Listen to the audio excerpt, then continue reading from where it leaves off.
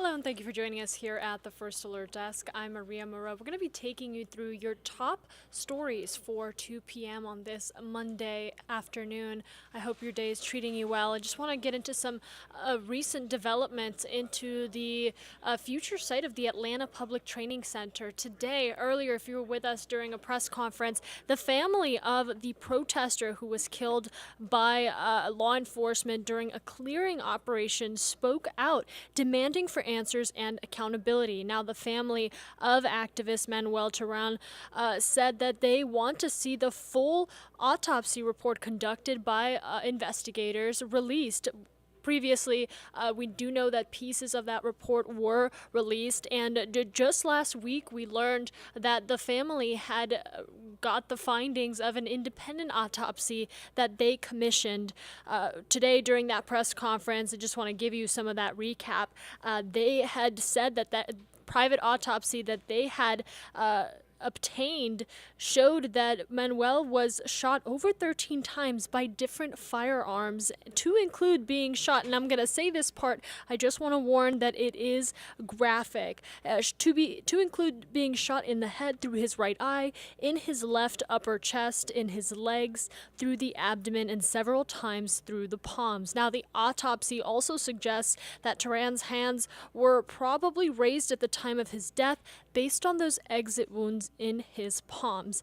Now the family says that they are just trying to understand what exactly happened just earlier during that clearing operation, and they think that the answer lies in that autopsy report that was conducted by investigators. Now, again, the findings from the autopsy report I just mentioned, that was from an independent private autopsy that the family had commissioned.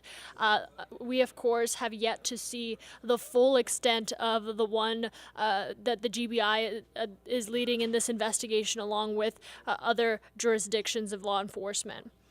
And getting into another story, it's a big day for Grady today. The Grady Memorial is opening a new outpatient facility in downtown Atlanta. It's called Cordell Pavilion. It's right by Grady Memorial on Piedmont Avenue. The new building is 10 stories and about 600,000 square feet.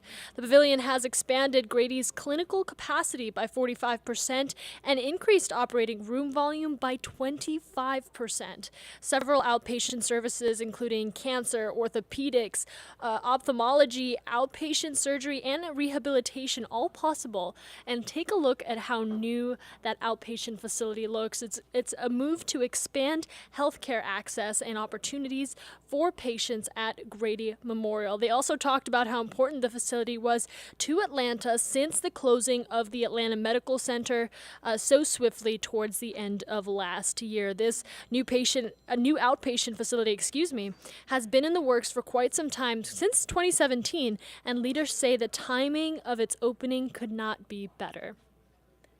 And news that could affect your child's classroom. Let's talk about this for a moment. We know mass shootings, active shootings have become a concern among many parents and community members. And now new action is being taken, and it might be one that you don't expect. Annual active shooter drills could soon become mandatory in Georgia classrooms. The House Bill 147 is up for a vote on the Senate floor today, but not everybody is on board with it. Bridget Spencer has more. Wade, he's a co-sponsor on the bill, which is expected to pass in the Senate today. The bill says intruder alert drills would be required annually, but it does give parents the option for their child to opt out if they need to.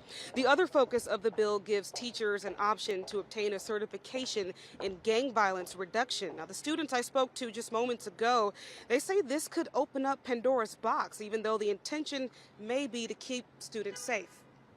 I don't disagree that that's their intention, but we think this is very much the wrong way to go about it. We have concerns about that because it's law enforcement training teachers to identify gang members in the classroom when teachers should be building relationships, shouldn't be criminalizing students.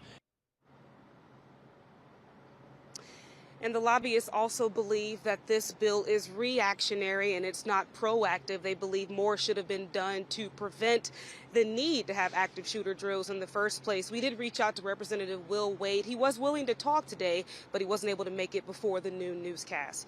We're live in Atlanta. Bridget Spencer, Atlanta News First. Bridget, thank you. And we are following, as I mentioned, that was from earlier in our newscast. We are following the latest developments out of this today on our website and our Atlanta News First app.